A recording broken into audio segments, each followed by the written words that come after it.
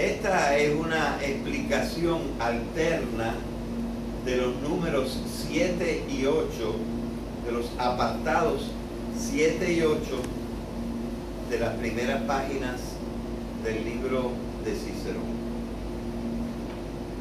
Ya nosotros tenemos en video los números 1 al 6.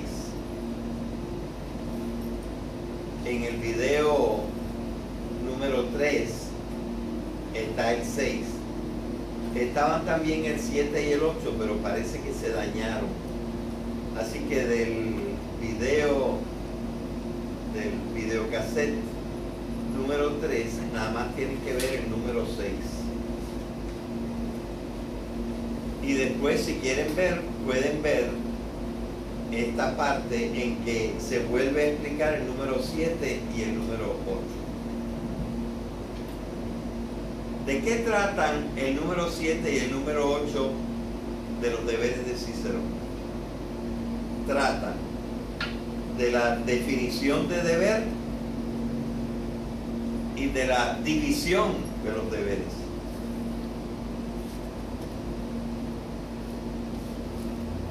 Cicerón critica a Panecio porque dice que en su libro no encontró la definición de deber, y lo critica, y con razón.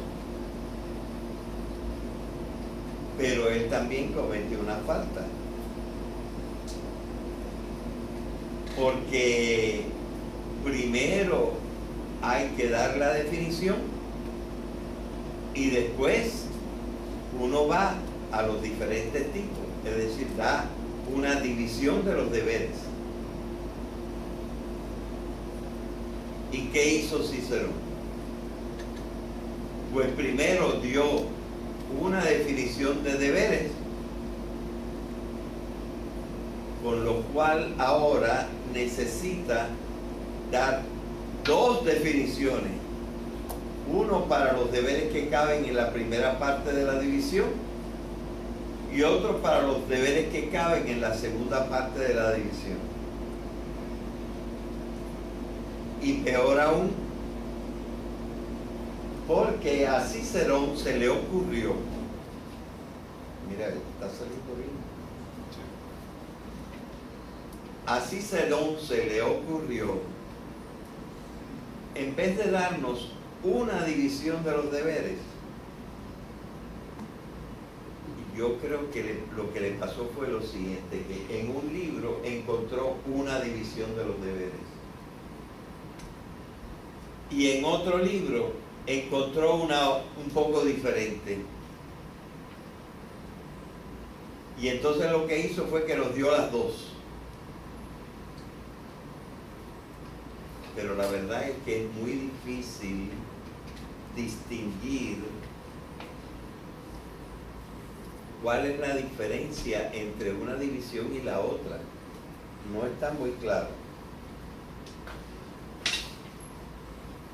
Otra cosa que no está muy claro es que en la primera división de deberes que da Cicerón,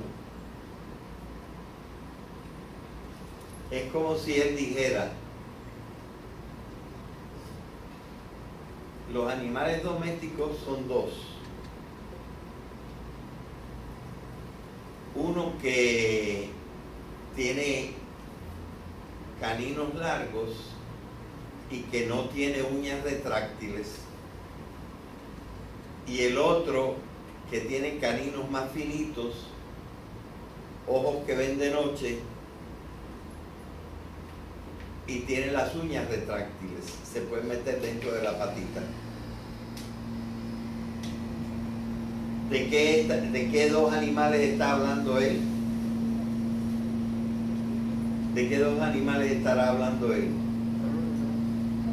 Del perro y del gato, ¿verdad? Pero él no dice perro y gato.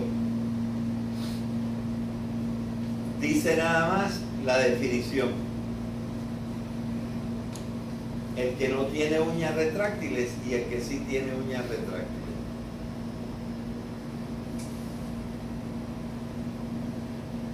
O sea, no da el nombre de las dos partes. Así que yo voy a tener que hacer dos cosas. Primero, dar una definición de deber que ni Panecio ni Cicerón dieron. Y vamos ahora a eso. Y la segunda cosa es dar las subdefiniciones de las 4 formas de deber de que nos habla Cicerón. 2 y 2. Así que a eso vamos ahora. En una clase anterior, pero que no está grabada, yo la tengo en otro contexto, no explicando a Cicerón. Se habla de los componentes de la definición. Para que haya una definición se necesitan 2 cosas.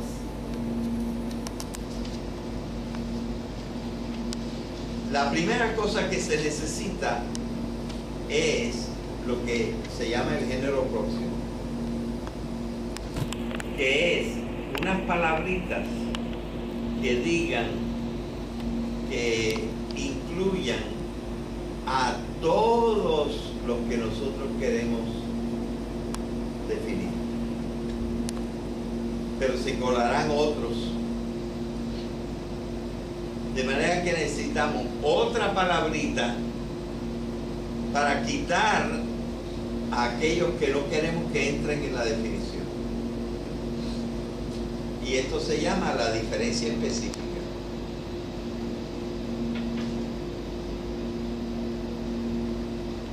Vamos a ponerlo con el ejemplo del perro. Si yo digo, el perro es un mamífero canino, allí caben todos los perros.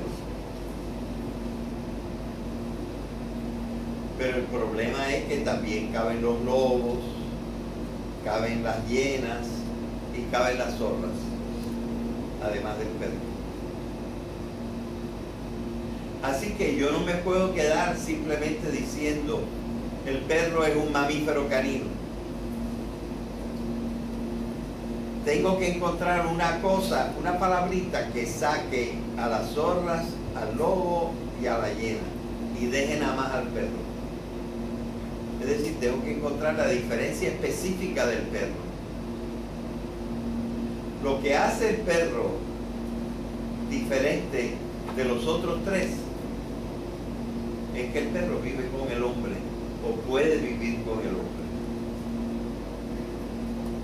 mientras que los otros 3 en libertad no pueden vivir con el hombre.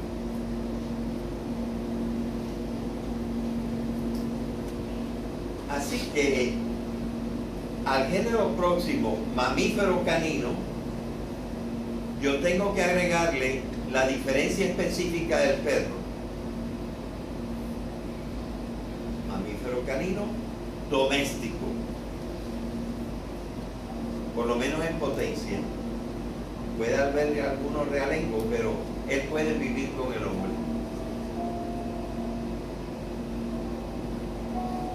¿Ven? Así que lo mismo pasa si yo quiero definir al hombre. Lo meto en la caja grande de los animales, pero ahí está el elefante, está el delfín, está la jirafa, está la cucaracha, el ratón, demasiado. Así que yo tengo que sacar a todo eso y tengo la palabrita para sacar a todos los demás. Es un animal racional. Así que con uno meto a todos los hombres, con el otro saco a los que no son hombres y ya tengo mi definición de hombre. Animal racional. Es así para todas las definiciones, también para la definición de deber. Así que digamos ahora cuál es la definición de deber. Primero, algo para meter a todos los deberes.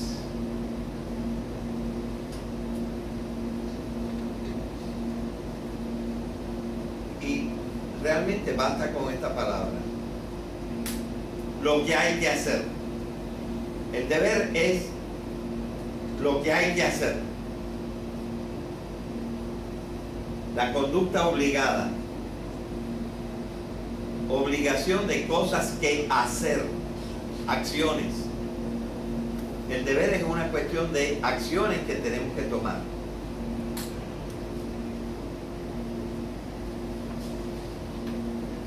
Pero miren, eso incluye deberes que no son los deberes que nosotros estamos buscando, que son los deberes morales.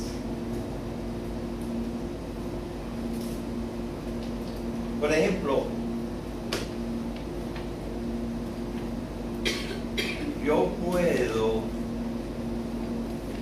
tengo que hacer ciertas cosas para ser bueno, pero no en sentido moral, sino en el golf. Si yo quiero ser un buen golfista, yo tengo que ser hábil en darle a la bola.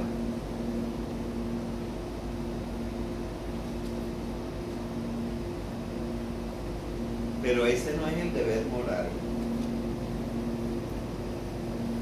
Perdonen que ahora se le vaya a echar a Tiger Woods, el golfista,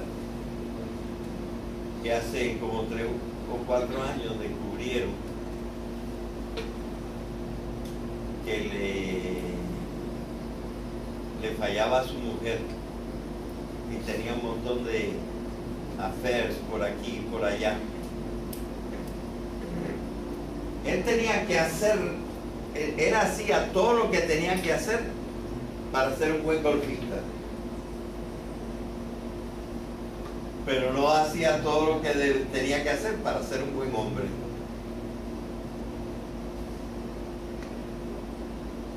Así que si yo quiero hablar del buen hombre, que es el hombre honesto, el hombre moral,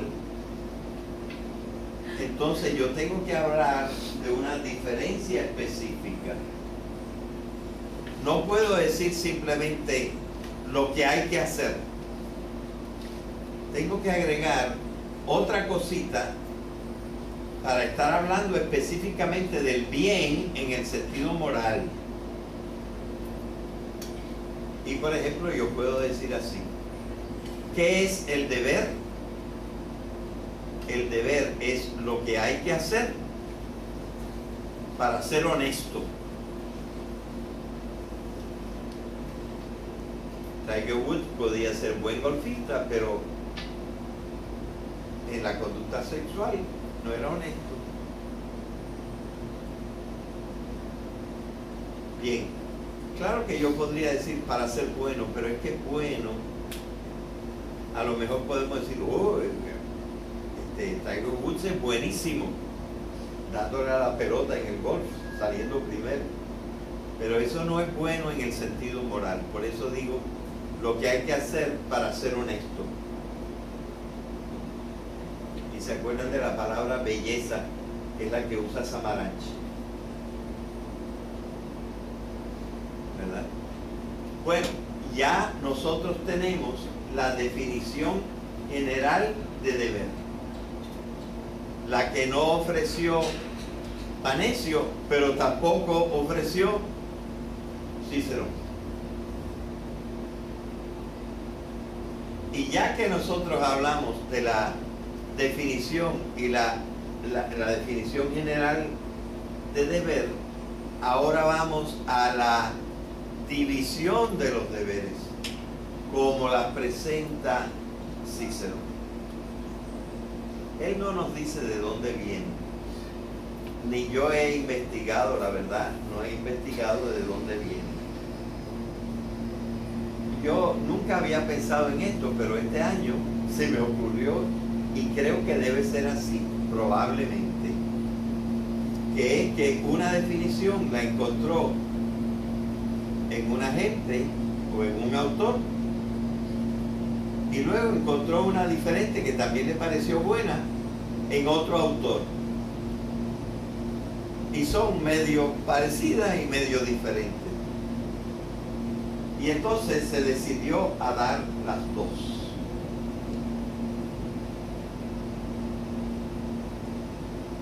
Pero como les dije, en la primera división no le dio un nombre a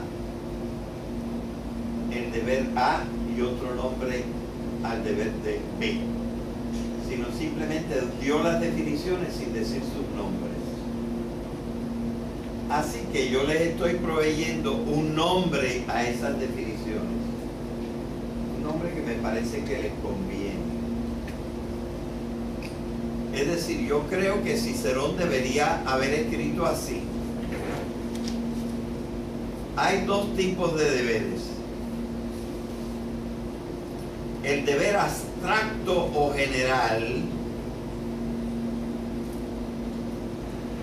y el deber concreto o práctico, o los deberes concretos o prácticos. Y entonces le agregaríamos lo que él sí dijo, que estas palabritas no se las inventó, pero sí dio la definición de lo que ahora yo estoy llamando deber abstracto o general.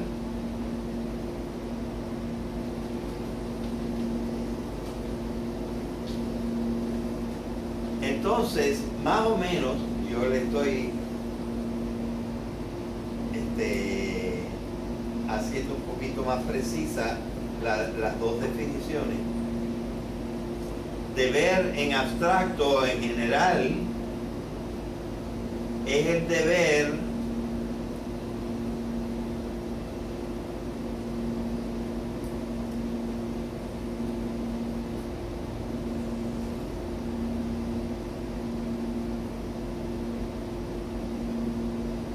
de buscar siempre el bien moral.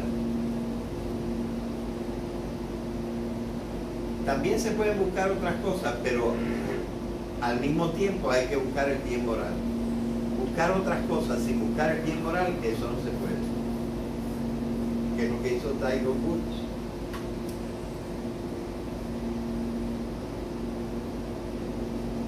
Así que el bien en abstracto, y esto se aplica a todo, ¿verdad? El bien en abstracto es buscar siempre el bien moral, el bien honesto. El que en la paginita donde está el bien es el número 3, el bien honesto, bonum honestum, el bien moral.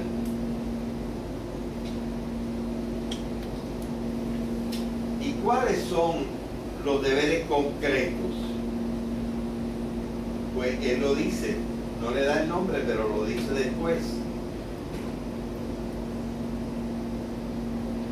Dice que estos segundos deberes, los concretos, son los que va a estudiar en este libro.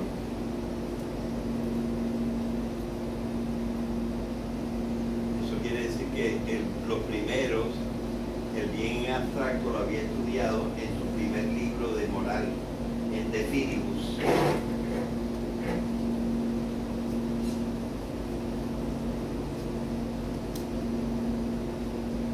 Entonces, ¿qué serían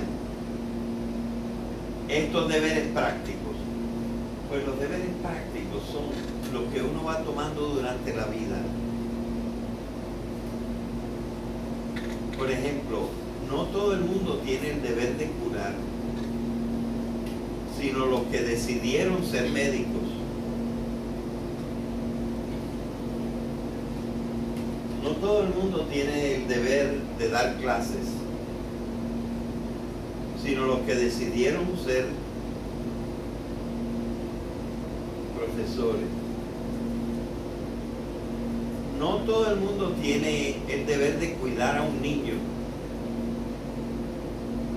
sino los que decidieron ser padres.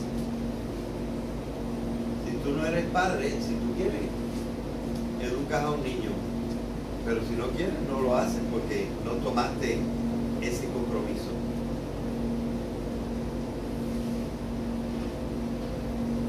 Y lo que, bueno, vamos a, déjenme primero decir otra cosita.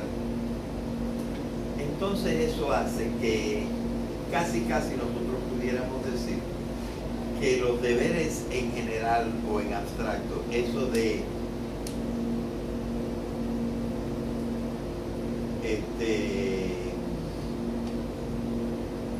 como habíamos dicho, buscar siempre el bien moral, eso depende de nuestra naturaleza humana. Nosotros nacimos y por nacer, nada más por nacer, ya tenemos un deber. Y este deber, que podríamos ya hacer primero, es aceptar la vida. Habría otro deber que es llegar a ser libres.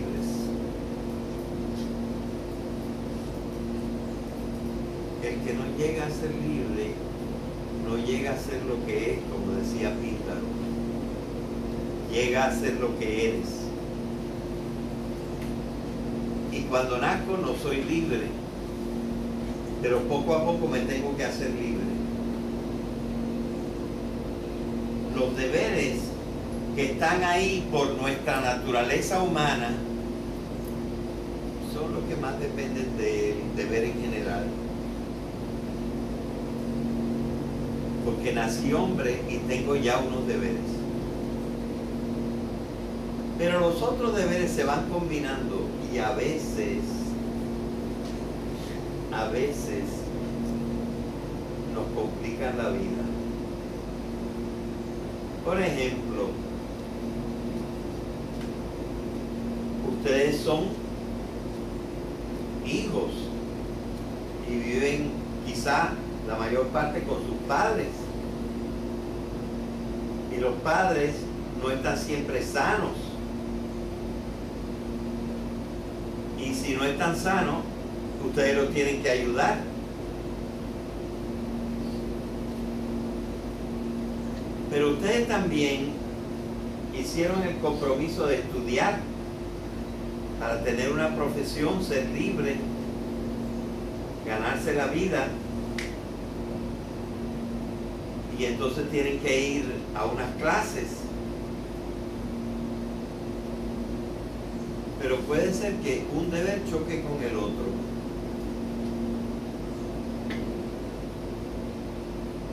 Porque de repente la mamá se enfermó y no se puede ni levantar. Y entonces uno se pregunta, ¿y ahora qué hago? ¿Me voy a clase como todos los días? ¿O pierdo hasta el punto de la asistencia y me voy a atender a mi mamá? Hay un conflicto, ¿verdad? Estos son deberes prácticos que uno va adquiriendo durante su vida. Y estos casos hay que resolverlos. Y no estamos muy seguros cuando lo resolvemos. Pero son los deberes prácticos. Bien. Y esta sería la explicación de la primera división. Deberes abstractos, o deber en abstracto y en general, y deberes concretos y prácticos. Sería la primera división, pero él no le puso los nombres. Dijo cómo eran, pero no le puso los nombres. Ahora, en otro autor probablemente, él encontró dos palabritas con sus definiciones. Y dijo, bueno, lo voy a poner en mi libro también. Las palabritas, él las dice en griego. Una es kathórsoma y la otra es kathekon. Pero nos hace el favor de decirnos también el nombre que él inventó para esos en latín. Y kathórsoma, él inventó deber perfecto. Y para kathekon inventó deber mediano. Y esto es lo que me hace que se parezca a la primera división. En el sentido de que kathórsoma quiere decir hacer lo correcto. Y kathekon es hacer lo que puedo hacia el bien, que es probablemente lo mejor que puedo hacer en este momento. Como ir a llevar a mi mamá al hospital, aunque no pueda cumplir perfectamente con el otro deber mío de ir a clase. Así que deber perfecto y deber mediano. Bueno, una cosa que se me iluminó una bombillita y yo no me había dado cuenta es ¿por qué habla en el número 7? ¿Por qué habla de esto? Y lo del deber perfecto y mediano ya es el número 8. ¿Por qué habla de esto? Esto justifica el título Los deberes. El otro día yo les dije, ¿por qué rayo le puso los deberes y no le puso moral? Sería más sencillo. Pero me encontré en un libro algo que me explicó. Parece que el que insistía mucho en los deberes era Panecio, que era el ejemplo que él estaba tomando para construir su libro y que él lo tenía a mano, los 2 tomos del libro de Panecio. Parece que en Panecio la palabra deberes, de lo que habla es del deber mediano, de ese deber en donde hay conflictos y que uno no puede estar seguro y uno tiene que buscar qué es lo que probablemente sería mejor. Y él usa la palabra probable. Y esto hasta nos recuerda que Cicerón estaba en el segundo periodo de la academia, en la segunda academia, donde ellos no estaban tan seguros como en la primera academia. Tenían un poco de influencia escéptica. Probablemente esto es lo que hay que hacer, pero no tengo una manera cierta, tajante, de saber cuál es mi deber. Pero yo busco por una razón probable que me salva. Yo hice todo lo posible, creí que era así. Son 2.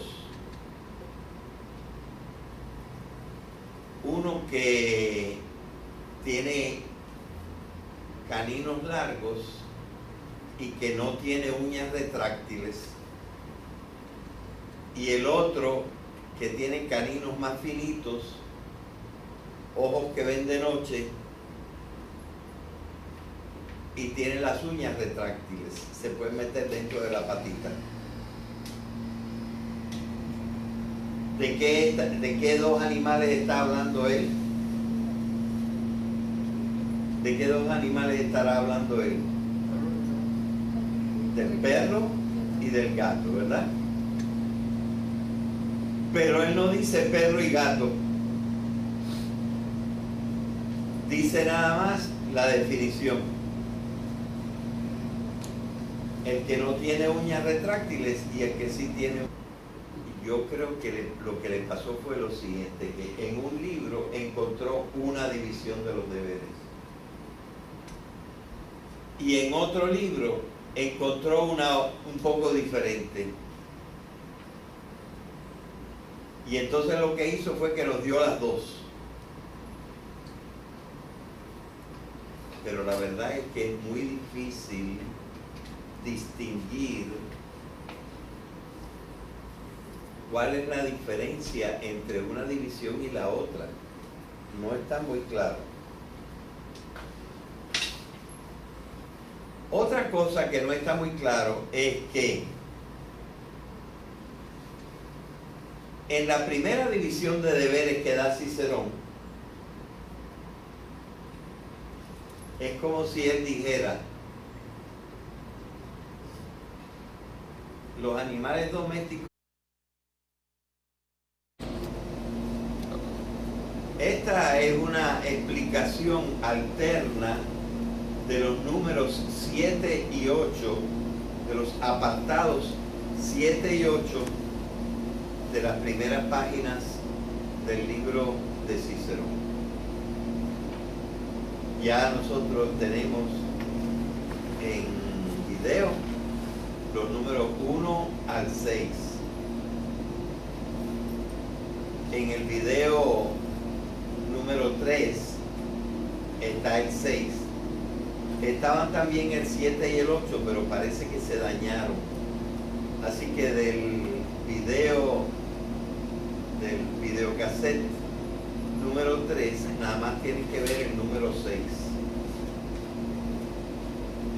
Y después, si quieren ver, pueden ver esta parte. Uno va a los diferentes tipos, es decir, da una división de los deberes. ¿Y qué hizo Cicerón? Pues primero dio una definición de deberes, con lo cual ahora necesita dar dos definiciones. Uno para los deberes que caben en la primera parte de la división y otro para los deberes que caben en la segunda parte de la división. Y peor aún, porque a Cicerón se le ocurrió, mira, está saliendo bien. A Cicerón se le ocurrió, en vez de darnos una división de los deberes, en que se vuelve a explicar el número 7 y el número 8. ¿De qué tratan el número 7 y el número 8 de los deberes de Cicerón? Tratan de la definición de deber y de la división de los deberes.